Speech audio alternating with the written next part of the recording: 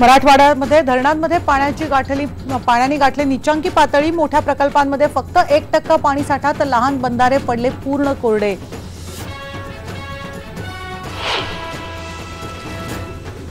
भिवंडीतल्या tanker माफियांकडून सर्रास सुरू आहे पाणी चोरी। पाईपलाईनला भोग पडून केलं जात आहे पाण्याचं व्यापारीकरण, महापालिकेचं मात्र दुर्लक्ष।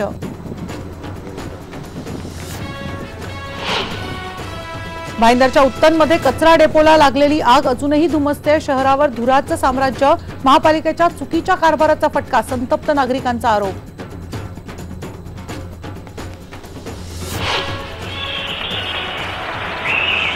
ஜெயலலிதா என்னும் நான் சட்டப்படி அமைக்கப்பெற்ற तमिळनाडूच्या मुख्यमंत्रीपदी जयललिता 6व्यांदा विराजमान। मद्रास विद्यापीठात पार पडला सोहळा।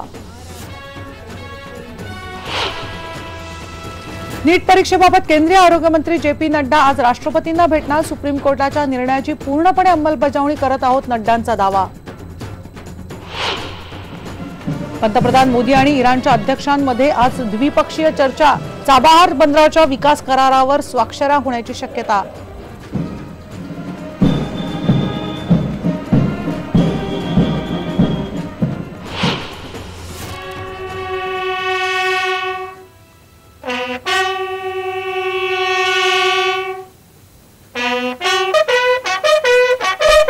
सिंधुदुर्गातल्या पांडुरंग महादेव गावडे या वीर जवानाला काश्मीरमध्ये लष्कराची सलामी।